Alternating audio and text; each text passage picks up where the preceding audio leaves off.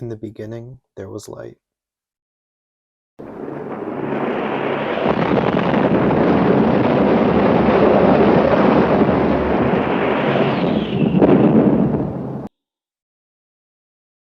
World War II was finally over. After 6 long years of intense fighting that plunged the whole world into war, people rejoiced in the streets, cheering and celebrating that war was no more. People were filled with joy and government trust was at an all-time high. But over the horizon, America had a new enemy, a new Cold War.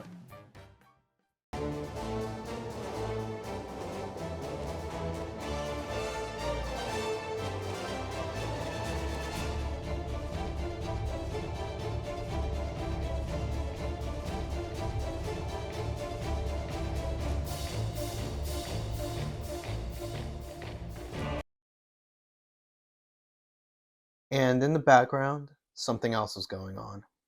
During this time, there were massive UFO waves all over the United States. It was such a huge problem that the Air Force decided it would conduct its own UFO investigation program, now known as Project Sign. Welcome back, everyone. My name is Hyro with the UAP Hudson Workshop, and today we're going to workshop the US's first UFO examination projects into the phenomena with Project Sign, Grudge, and Blue Book. Hope you enjoy. Atomic power or nuclear power in the country was all the rage back in the 40s. And this was a form of propulsion that was even examined in the project for how UFOs had methods of flight. And in the report, it says, based on the evidence with nuclear power plant research in this country, the existence on Earth of such engines of small enough size to have powered the objects described is highly improbable. The report also goes to show that UFOs are not peculiar to the present 1940s. The phenomena described has been cited during past century. And given all what came with UFOs, the investigation on the topic was given a special project status. Now, this is really important to keep in mind when talking about the next two projects, Project Grudge and Project Blue Book. In 2024, military and Congress want pilots to come forward and to report their UFO UAP sightings. There is a genuine sense of curiosity and the want to understand and know what this phenomenon is. It's something very different from even 10 years ago. This morning is Congressman Tim Burchett, Republican of Tennessee, member of the Oversight and Accountability Committee, also a member of the Transportation and Infrastructure Committee, serving his third term in Congress. Let's talk about the hearing on Capitol Hill yesterday. Some media, many in the media, were referring it to as the UFO hearing. But the word used yesterday largely was the Unidentified Aerial Phenomena, UAP. The headline in the Washington Post, witnesses say UFOs is no joking matter. Would you agree? I would agree 100%.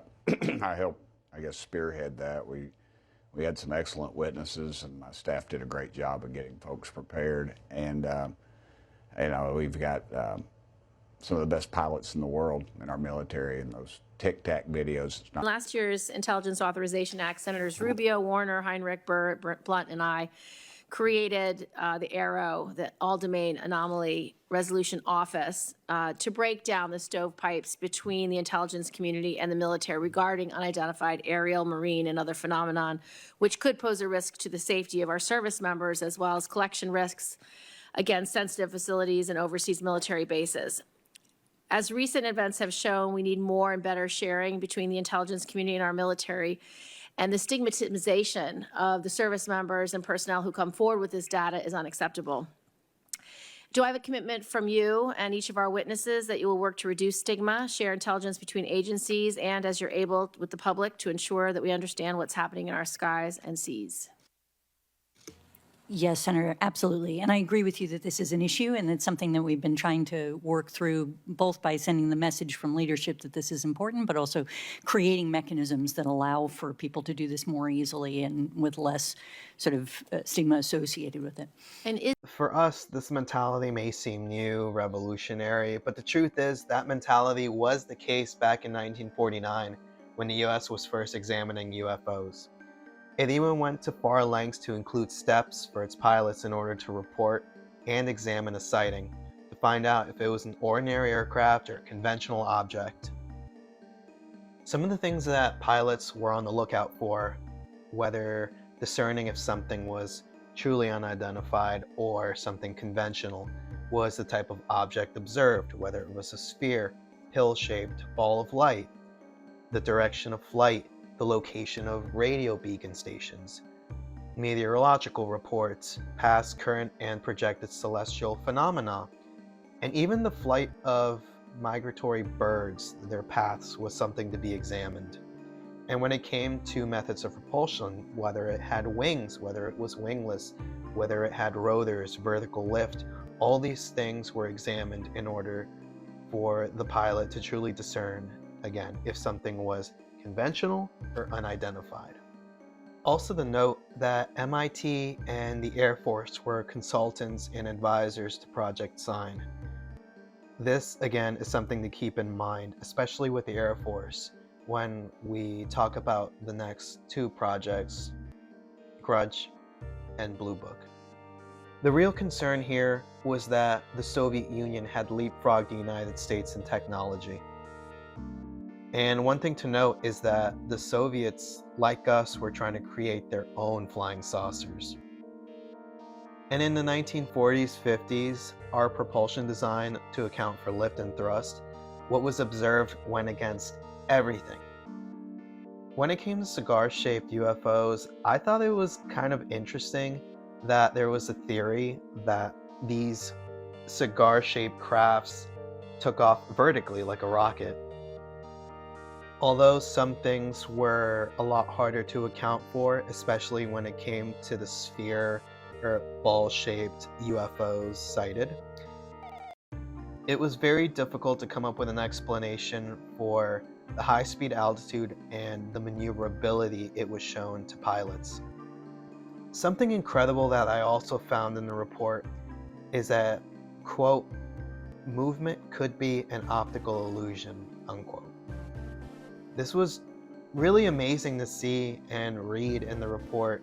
The leading theory now in 2024 is that these UAPs are powered through gravitational means. Gravity bends light. Visually, if a craft is gravity propelled, then there could be some wonkiness with looking at it visually. There could be an optical illusion. I'll just take 10 seconds. What separates these from anything else that we have in our current inventory is quite simple. There's 5 observables that associate, when you look at something as a UAP, unidentified aerial phenomena, as being truly unique. That's instantaneous acceleration, hypersonic velocity, low observability, trans-medium travel, the ability to operate in multiple environments or domains, and last but not least, in the vernacular, would be anti-gravity.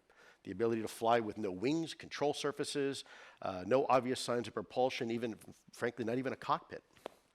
That was Luis Elizondo, former director of the Advanced Aerospace Threat Identification Program, the Pentagon's UFO investigation program back in 2008. In a later video, I'll go more in depth about who Luis Elizondo is and what ATIP was. But for now, back to Project Sign. Although the Soviet Union has made many strides and advances, the leading sentiment is that the Soviet Union did not develop these UFOs that were being seen. There was another theory though, and yes, this was written in the report. Another possibility is we have visitors from another planet.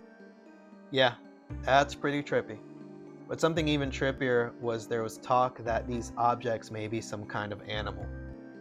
And again, Project Sign was not made for the public. The conclusions of Project Sign state, no definite evidence is yet available to confirm or disprove the actual existence of UFOs as known or unknown types of aircraft. And they expected that this report wouldn't be the last study of UFOs. Specialists, astrophysicists, psychologists are still studying the phenomena. This was amazing. There really seemed to be genuine curiosity about the UFO phenomena that the Air Force really seemed to express here. Especially being open to reports and ways a person could go about reporting what they saw. Real steps to separate something known and unknown. This sentiment is actually seen today at the congressional and military level. Unfortunately, the flame of curiosity is quickly snuffed out by the Air Force and the CIA. The following investigation is Project Grudge, which succeeded Project Sign. The US was engulfed in flying saucer frenzy. And with the country worried about Soviet tech flying over our own airspace, things needed to be silenced. Flying saucer reports were to be discontinued. All steps to study, examine the UFO subject to be canceled. This was the tone of the Air Force in Project Grudge. All the information collected goes to Air Material Command, AMC, at Wright-Patterson Air Force Base. And if you're familiar with the UFO lore, you know that that's the place that supposedly the UFO that crashed in Roswell was later taken and examined right over there at Wright-Pat. The government was worried because they said that the press were dead set on the Air Force with this high interest in UFOs, and they wanted the investigation to be made public. This press attention put the Air Force in high gear to tame the situation. In a letter from the Department of Air Force Headquarters, U.S. Air Force, subject, Destruction of Air Intelligence Report, number 100-203-79. It is requested that action be taken to destroy all copies of Top Secret Air Intelligence Report, number 100-203-79. Subject, Analysis of Flying Object Incidents in the U.S., dated 10th of December 1948. The report is concerned that UFOs can be used for psychological warfare by our adversaries. We need to discontinue UFO reports. Towards the end of Project Grudge, there is an incident that's accounted for. On the 19th of April, 1950, at about 0100, Major William J. Hayner, from the way I read it, at Holloman Air Force Base in New Mexico, witnessed a sphere of bright light that flew over the base. The color of the sphere seemed to change from orange to blood red to amber to light green. So we had something that was not of ours flying over our Air Force bases with impunity. And this was not a one-off event. This was and is still commonplace to this day. A lieutenant colonel also wanted the Atomic Energy Commission to give him the microfilm of the files of the incident. The U.S. Air Force reluctantly said okay, but they don't see the reason or why the importance of it. On a side note, when talking about the Atomic Energy Commission, they're often mentioned a lot in UFO history, or lore.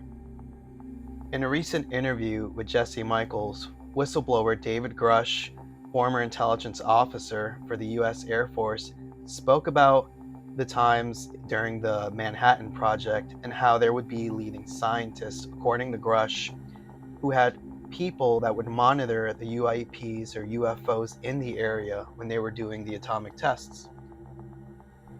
To know a little more who David Grusch is, here's a little snippet of the UAP congressional hearing in Washington, D.C. Mr. Grusch?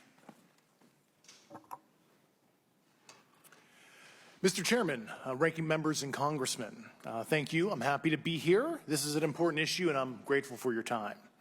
My name is David Charles Grusch. I was an intelligence officer for 14 years, both in the U.S. Air Force, both active duty, Air National Guard, and Reserve at the rank of major, and most recently from 2021 to 2023, at the National Geospatial Intelligence Agency, NGA, at the GS-15 civilian level, which is the military equivalent of a full bird colonel. I was my agency's co-lead in Unidentified Anomalous Phenomena and Transmedium Object Analysis, as well as reporting to the UAP Task Force, UAPTF, and eventually, once it was established, the All-Domain Anomaly Resolution Office, AARO. I became a whistleblower through a PPD-19 urgent concern filing in May 2022 with the Intelligence Community Inspector General.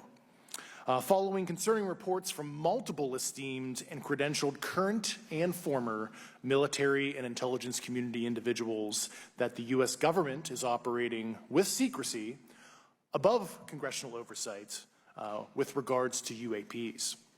My testimony is based on information I've been given by individuals with a long-standing track record of legitimacy and service to this country, many of whom also have shared compelling evidence in the form of photography, official documentation, and classified oral testimony to myself and my various colleagues.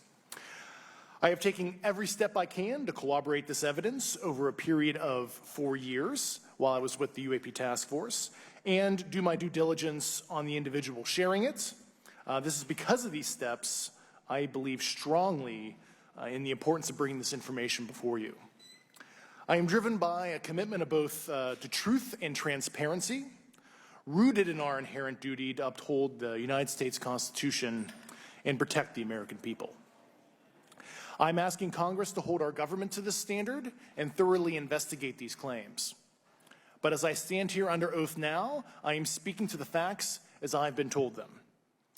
In the U.S. Air Force, in my National Reconnaissance Office, NRO, reservist capacity, I was a member of the UAP Task Force from 2019 to 2021. I served at the NRO Operations Center on the Director's Briefing Staff, which included the coordination of the Presidential Daily Brief and supporting variety of contingency operations, which I was the Reserve Intelligence Division Chief backup. In 2019, the UAP Task Force Director asked me to identify all special access programs and controlled access programs, also known as SAPs and CAPs, we needed to satisfy our congressionally mandated mission, and we were direct report at the time to the DepSecDef. At the time, due to my extensive executive level intelligence support duties, I was cleared to literally all relevant compartments and in a position of extreme trust, both in my military and civilian capacities. I was informed in the course of my official duties of a multi-decade UAP crash retrieval and reverse engineering program, to which I was denied access to those additional read-ons when I requested it. I made the decision, based on the data I collected, to report this information to my superiors and multiple inspectors general, and in effect becoming a whistleblower. As you know, I've suffered retaliation for my decision, but I am hopeful that my actions will ultimately lead to a positive outcome of increased transparency. Thank you, and I'm happy to answer your questions. And thanks to Jesse Michaels, who let me borrow a bit of his clip from his interview with David Grusch. Here's him talking about those days during the Manhattan Project and what he uncovered. If you got to ask one question to ask someone who is not alive anymore that you feel could answer a lot for you, who would you pick and what would the question be? I would probably ask Sarbacher, Oppenheimer, and be like, what was your thought process in the 40s and 50s, squirreling this away? I mean, besides overlaying the Manhattan Project secrecy. Because Oppenheimer was the one who created the classification that included the UFO stuff? Oh, all those guys. The guys that were involved in Manhattan were overlaying the same ecosystem of secrecy and some of the same ways to protect stuff that they were protecting our nuclear secrets. If you read the definition of special nuclear material in the Public Atomic Energy Act of 1954, it basically states any material that releases any kind of atomic energy. That would be retrieved crash material. Yeah. So it's kind of a sneaky So way of... No, it is. If you actually read the Atomic Energy Act, if something is not a nuke, but it has radiological energy coming off it, you know, alpha, beta decay, whatever. Same secrecy. Same secrecy. Until now, we haven't really had an exact understanding of the mechanisms of UFO secrecy. We do get a few hints throughout history though. In 1947, in the aftermath of frequent UFO sightings across the United States, Nathan Twining, the head of all aircraft development for the Air Force, wrote a famous letter. He writes that the UFO phenomena is something real and not visionary or fictitious. Everyone today focuses on this part of the now famous Twining memo, that top brass at the Air Force is conceding the reality of UFOs. But the far more interesting part of the letter is the postscript, where he writes about the possibility of American programs trying to build crafts with these capabilities. He writes that any developments in this country along the lines indicated would be extremely expensive, time-consuming, and at the considerable expense of current projects, and therefore, if directed, should be set up independently of existing projects. If you were the military-industrial complex and had to keep a top-secret UFO reverse engineering program fully shielded from elected civilian representatives moving in and out of government, which past programs might be your inspiration? The Manhattan Project. Manhattan Project, they were kind of the first blue book. You know, they were getting UFO reports back in the day. There's some people I'm colleagues with that, like, their grandparents were actually, you know, the UFO report people on the Manhattan Project. And I remember being told that. I'm like, really? Holy crap, that's crazy. You know, there's like a whole other side of the Manhattan Project. This is a wild revelation. Blue Book was the Air Force's official program tasked with investigating UFOs in the 50s and 60s, but it was basically a propaganda mouthpiece for the Air Force, explaining away and downplaying the phenomena for the public. Here, Dave is saying that there might have been a real, deeper program than Blue Book studying UFOs at the time, and it was probably very tied in with the Manhattan Project. Well, on to the last chapter of our drama, Project Blue Book. You often hear, if there are UFOs, why don't they just land or fly over the White House? Well, in 1952, they did that. For 2 weeks in a row, there were massive UFO flyovers over Washington, D.C. It was something that could not be ignored. And when our jets were scrambled to go chase these objects, they could not keep up. They would just accelerate to an insane speed and leave our best fighters in the dust. There was a need for a press release to be made at the request of President Truman. And military officer Major General John A. Samford did exactly that.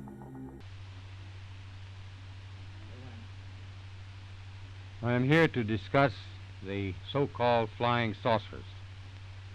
The Air Force interest in this problem has been due to our feeling of an obligation to identify and analyze to the best of our ability anything in the air that may have the possibility of threat or menace to the United States. In pursuit of this obligation, since 1947, we have received and analyzed between 1,000 and 2,000 reports that have come to us from all kinds of sources. Of this great mass of reports, we have been able adequately to explain the great bulk of them, explain them to our own satisfaction. We've been able to explain them as hoaxes, as erroneously identified friendly aircraft, as meteorological or electronic phenomena, or as light aberrations.